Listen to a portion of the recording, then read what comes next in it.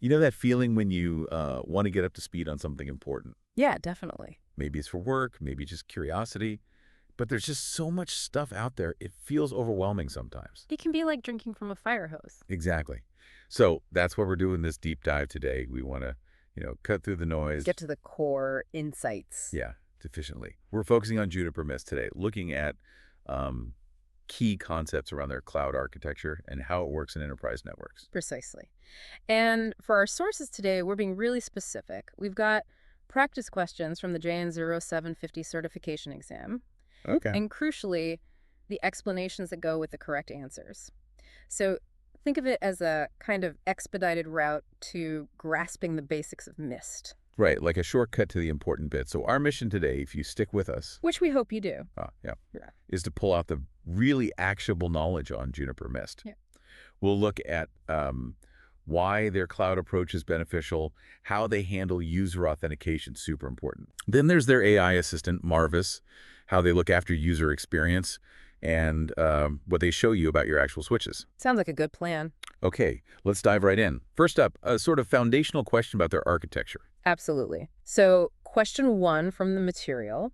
What is the benefit of using Juniper Mist cloud architecture in enterprise networks? And the answer? The answer given is that it offers centralized cloud-based management and analytics. Okay, centralized cloud-based management and analytics. Sounds good on paper, but what does that actually mean day to day for the person managing the network? Why is that better? Well, it's a pretty fundamental shift, actually. Instead of, logging into lots of different boxes or managing separate controller systems. Right, the old way. Exactly. You get this unified platform delivered from the cloud. It just simplifies everything. Setup, maintenance, troubleshooting. So it's easier operationally. Yeah, and moving away from needing those on-premises controllers for everything, it also means Juniper can push out new features or security updates much faster. Ah, okay. To everyone at once. Right. Much harder with distributed hardware. Plus, having all that data centralized in the cloud, that enables the really clever analytics and AI stuff we'll get to. I see. So it's not just about a single login. It's a different operational model. And it helps the vendor innovate faster, too. Now, one of the wrong answers mentioned something about limited scalability. Ah, yes. But this sounds like the opposite. The cloud nature makes it more scalable, surely. Exactly right. The architecture is designed to scale with you. Adding a new office, more devices, it's much smoother than racking and stacking physical controllers. Got it. And it's way beyond just basic setup. There's a lot of automation and intelligence built in. Okay, so key takeaway for the cloud architecture. Centralized, scalable, makes management simpler, and enables advanced analytics. Let's switch gears to security. User authentication. Okay. The next practice question. Which protocol does Juniper Mist Access Assurance typically use for user authentication? And the answer is Radius. Radius. Okay, that name pops up a lot in network security. Yeah. Can you break down why it's the standard choice here for Mist and, well, enterprise networks generally? Sure. So Radius is really the cornerstone for what we call AAA. Authentication, authorization, accounting. You got it.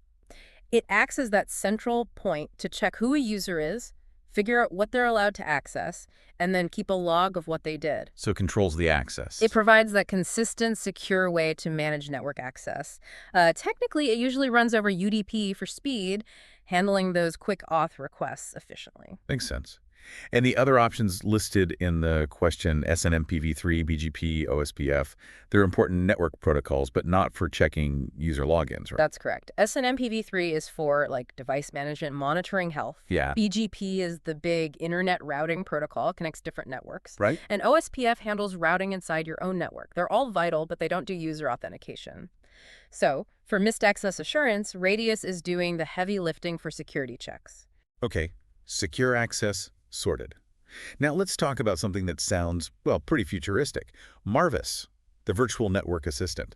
Ah, yes, Marvis. The question is, how does Marvis Virtual Network Assistant assist network operations teams? And the answer. It provides AI-driven troubleshooting and recommendations. AI and networking. Feels like we're just, scratching the surface there. So how does Marvis actually work? Is it just crunching data constantly? Pretty much. It uses machine learning algorithms. It's analyzing just vast amounts of network data telemetry in real time. Okay. It's looking for patterns, anomalies, potential problems that a human might easily miss or take ages to find. And then it flags them. It does more than just flag them. It tries to find the root cause and often gives you specific, actionable steps to fix it. Wow. Think of it like having a super experienced network expert watching over your shoulder 24/7, giving you advice. That sounds incredibly useful, especially with how complex networks are getting. Mm. Now, one of the incorrect options suggested Marvis was a physical device, Yeah. but it's not, right? It's software. Exactly. Yeah. Marvis isn't a box you install. It lives in the Juniper Mist cloud platform.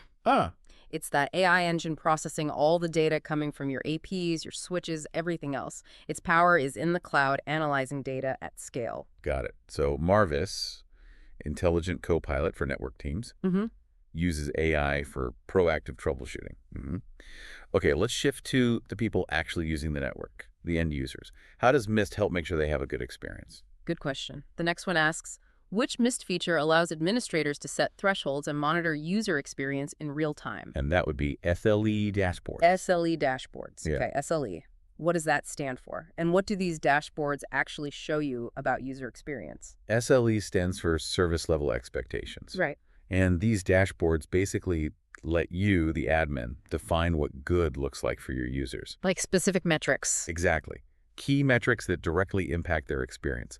Things like how often Wi-Fi connections succeed, the latency they're seeing, the throughput they actually get. You set the thresholds, what's acceptable, and the dashboards give you this real-time visual view of whether you're hitting those targets. So you can spot problems quickly. Yeah. It lets you proactively see and fix user experience issues, hopefully before users start complaining. That's much better than waiting for the help desk tickets to roll in. So if Wi-Fi feels slow or connections drop, The SLE dashboard should give you an immediate heads up. makes sense. The other options mention static routing, VLAN pruning, multicast snooping. Those are network config things, but they don't give you that direct real-time pulse on the user's feeling, do they? Precisely. Those are tools for managing the network itself, optimization and whatnot. SLE dashboards are specifically focused on the quality delivered to the end user. It's that crucial feedback loop from their perspective. Got it. User perspective is key there.